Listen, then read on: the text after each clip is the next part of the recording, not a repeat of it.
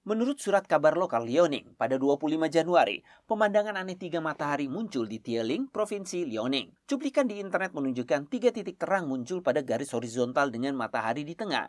Beberapa bulan lalu, pada 21 November, tiga matahari juga muncul di langit Mongolia Dalam. Peristiwa munculnya dua titik terang di kedua sisi matahari disebut tiruan matahari. Tapi di China, orang-orang sering menyebutnya matahari hantu. Dalam budaya Tiongkok kuno, ini adalah pertanda buruk bagi penguasa.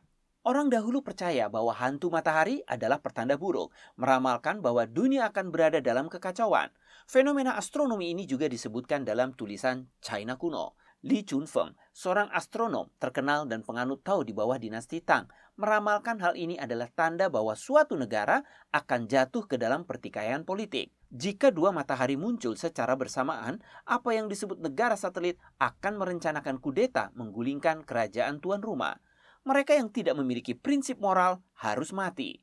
Kerajaan akan dipisahkan menjadi beberapa bagian jika banyak matahari muncul di langit. Banyak peristiwa astronomi telah terjadi di China sejak awal tahun baru Imlek. Pada hari ketiga tahun baru Imlek, badai petir muncul di Yantai, sebuah kota di Provinsi Santung.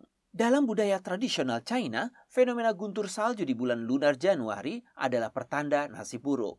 Pepatah China mengatakan, hujan salju turun, kuburan menumpuk. Atau Januari guntur datang, tulang-tulang ditumpuk, yang menyiratkan bahwa bencana akan melanda dan banyak lagi orang akan mati. Satu lagi peristiwa astronomi langka terjadi di Tiongkok selama tahun baru Imlek ini. Menurut media daratan Sohu, dari tanggal 2 sampai 15 Januari, lunar pertama, Jupiter, Venus, Saturnus, Mars, dan bulan semuanya akan muncul di langit saat senja setiap hari. Ada pepatah, 5 planet yang muncul di timur bermanfaat bagi China. Namun paruh kedua kalimat tersebut menyatakan bahwa ini adalah pertanda baik bagi dinasti baru yang akan lahir dan berkembang setelah konvergensi 5 planet muncul. Jadi untuk dinasti saat ini justru sebaliknya. Keyakinan bahwa nasib suatu bangsa sejalan dengan kebajikan para pemimpinnya dan rakyat telah ada sejak zaman kuno. Ini dapat ditemukan dalam budaya dan cerita rakyat timur dan barat.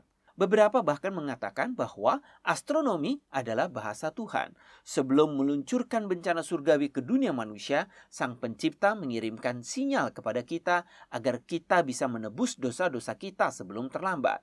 Apa pendapat Anda tentang kepercayaan kuno ini? Beritahu kami di bagian komentar.